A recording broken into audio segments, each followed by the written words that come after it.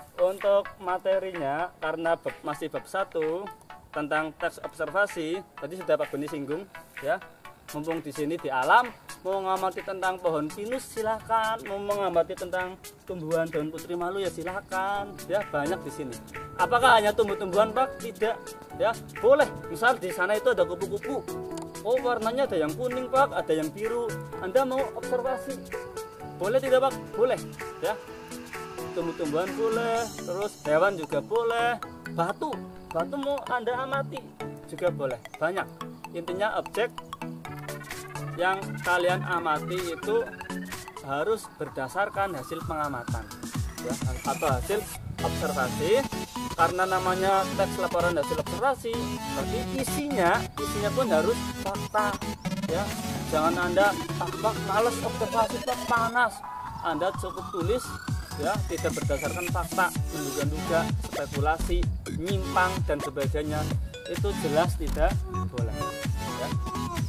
Baik, ini Pak Beni lanjutkan kembali. Nanti Anda gunakan buku yang berwarna biru. Di sini sebelum Anda melakukan pembelajaran observasi, Anda diminta sama siapa? Apa sama Pak Beni? Bukan. Ini yang minta itu apa? Pemerintah, Kemendikbud, untuk menggerakkan yang namanya GLS. Apa itu GLS? GLS itu apa? Gerakan literasi sekolah ya, gerakan literasi sekolah. Gerakan literasi sekolah. Nanti Anda, nah ini Pak Beni tampilkan di sini. Anda disuruh membaca buku non fiksi. Nah ini Anda disuruh membaca buku non fiksi, buku yang berisi pengetahuan. Ini yang buku nyata ya. Anda bebas mencarinya, boleh di perpus SMK TKM Teknik, boleh. Sudah tahu perpusnya ya, yang paling depan. Anda boleh pinjam, misal pengen Pak saya mau pinjam di buku SMP perpus ya, perpus SMP saja Pak, boleh tidak Pak? Boleh, silakan ya. Nanti Anda disuruh membaca, yang penting Anda cari buku terus Anda baca deh. Setelah Anda baca, nanti Anda disuruh membuat laporan kegiatan prabaca. Ini laporan kegiatan prabaca meliputi identitas buku. Identitas buku itu apa? Ada judul buku, pengarang, penerbit, tahun terbit, jenis buku, sama tebal buku. Bawahnya apa Pak? Bawahnya itu pertanyaan sebelum membaca. Jadi sebelum Anda nanti melanjutkan membaca, Anda harus tahu, oh misal bukunya tentang budidaya lele misal. Berarti Anda ngira-ngira pertanyaannya itu apa saja. Misal ini buku tentang budidaya lele, berarti pertanyaannya bisa berkaitan dengan bagaimana memilih bibit lele yang baik misal, atau bagaimana ciri ciri ikan lele yang siap panen misal. Boleh, hanya pertanyaan saja, tidak perlu dijawab ya. Paham ya sampai sini ya? Terus setelah Anda membuat laporan kegiatan prabaca ya, terus Anda lanjutkan dengan membuat laporan harian kegiatan membaca. Ini Anda laksanakan ketika Anda melakukan proses membaca ya. Nanti di sini ada masih sama identitas buku, nomor, hari, tanggal, halaman yang dibaca, informasi penting, pertanyaan atau tanggapan. Ini nanti Pak Beni berikan di website Ruang Guru TKM ya. Anda tidak perlu khawatir, beserta contohnya nanti Pak Beni berikan ya. Yang penting Anda tulis ya, Anda buat makalah. Nah yang terakhir, Anda sertakan ini informasi penting.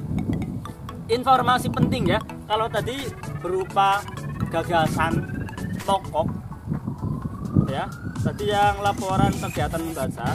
Kalau yang kolom ketiga sini informasi pentingnya, Anda silakan dari gagasan pokok tadi yang Anda sudah buat, Anda gabung, Anda rangkaikan. Nah itu menjadi informasi penting. Bab 1 semuanya apa? Gagasan pokok yang tadi Anda tulis digabungkan ya. Nanti jadi informasi penting.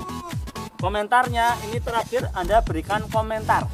komentar terhadap buku non fiksi. Misal Anda membaca buku tentang budidaya ikan lele, komentarnya apa setelah Anda membaca buku itu.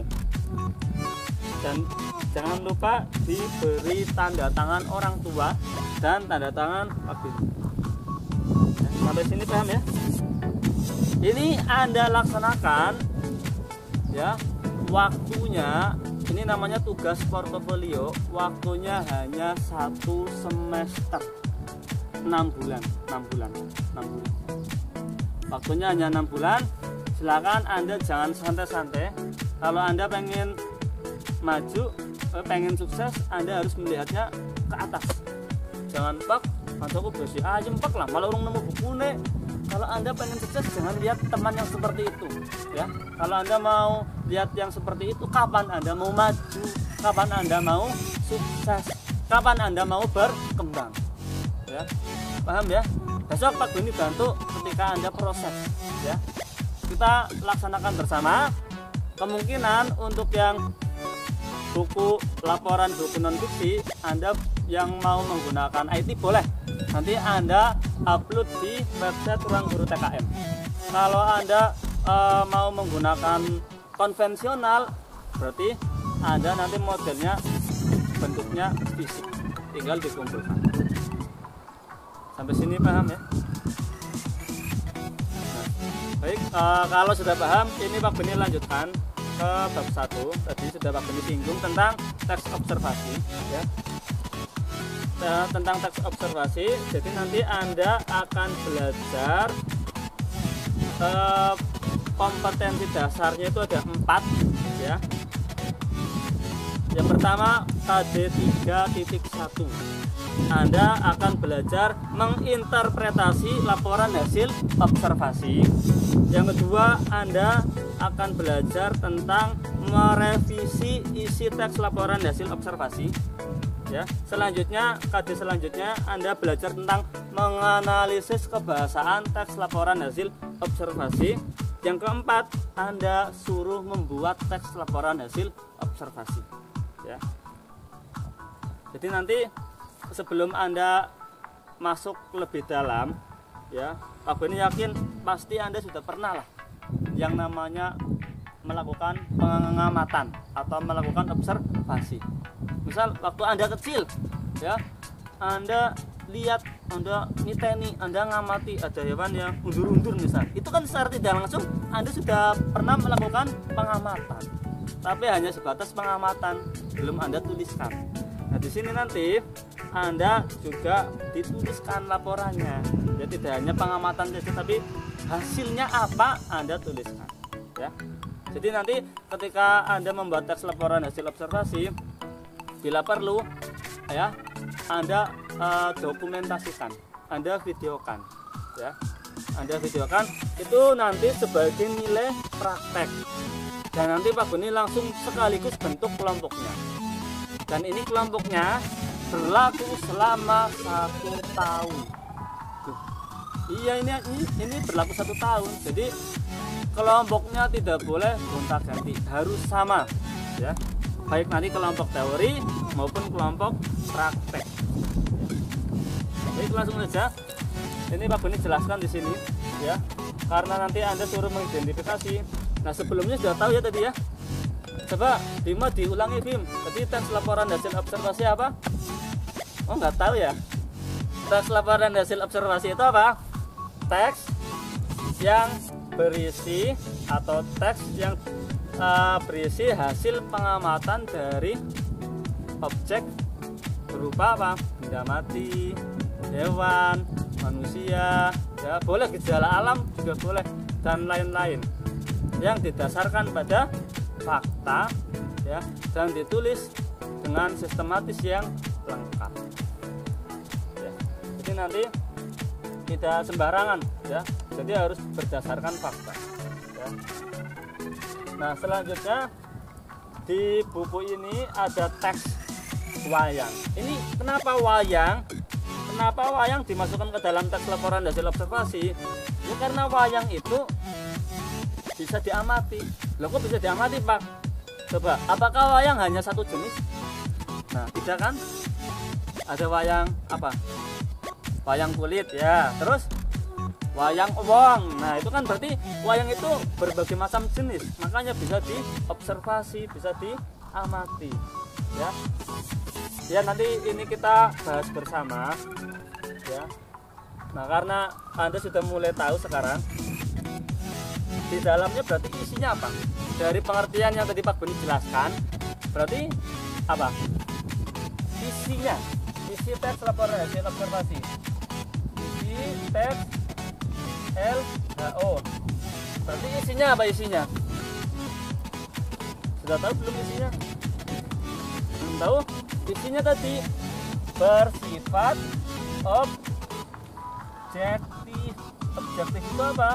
Apa adanya. Datanya ya harus sesuai fakta. Misal gajah. Gajah itu apa? Berkembang biak dengan apa? Beranak kan? Itu fakta kan?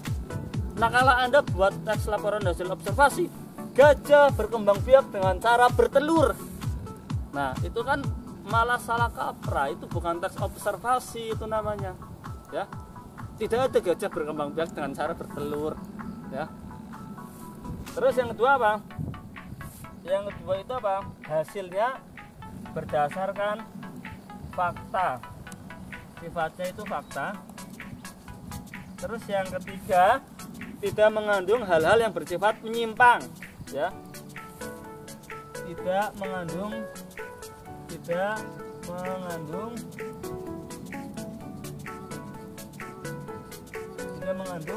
hal yang menyimpang.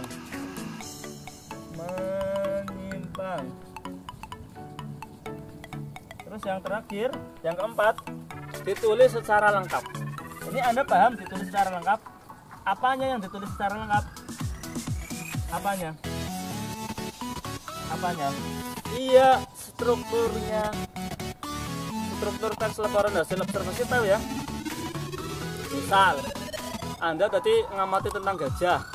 Berarti di paragraf pertama, gajah merupakan hewan herbivora yang berkembang biak secara beranak.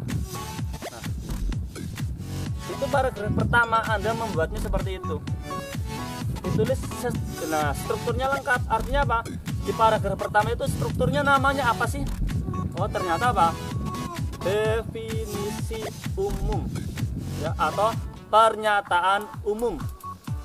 Kadang ada yang langsung ditambahkan dengan apa? Klasifikasi. Berarti paragraf pertama ini Pak Beni ulangi, berisi pernyataan umum dan pengklasifikasian. Ya. Baru selanjutnya apa? Paragraf kedua tentang apa, Pak? Deskripsi bagian. Ya. Terus paragraf 3, misal Anda hanya buat sampai 3 paragraf, berarti paragraf 3 otomatis jadi paragraf terakhir. Isinya apa, Pak? Deskripsi manfaat. Paham ya? Misal Anda membuat semuanya 7 paragraf, berarti paragraf terakhir kan paragraf 7. Berarti namanya apa? Nah iya benar, deskripsi manfaat. Yang paragraf 2, 3, 4, 5, 6 namanya apa? Deskripsi bagian. Yang paragraf 1 namanya pernyataan umum dan klasifikasi. Nah, sampai sini sudah mulai paham ya? Sampai sini sudah mulai paham? Bisa Pak Beni lanjutkan? Kalau sudah mulai paham, baru nanti ya Anda disuruh ini yang indikator kedua. Ya, tadi isinya ini sudah Pak Beni tulis isinya. Ya. Isinya, strukturnya tadi sudah Pak Beni jelaskan. Nah, yang terakhir apa? Anda belajar ini menyimpulkan fungsi dan menyusun ringkasan. Ringkasan dan rangkuman tahu bedanya apa? Kalau ringkasan tadi sudah Pak Beni singgung, Anda cukup mencari gagasan utamanya atau ide pokoknya. Baru nanti ketika Anda sudah dapat ide pokok, gagasan utamanya, ya, Anda rangkaikan dengan gagasan utama yang di paragraf lain. Misal tadi 7 paragraf, Anda suruh membuat yang namanya ringkasan. Nah, gimana Pak caranya? Sama kayak tadi, ya. Anda cari paragraf 1, ide pokoknya apa.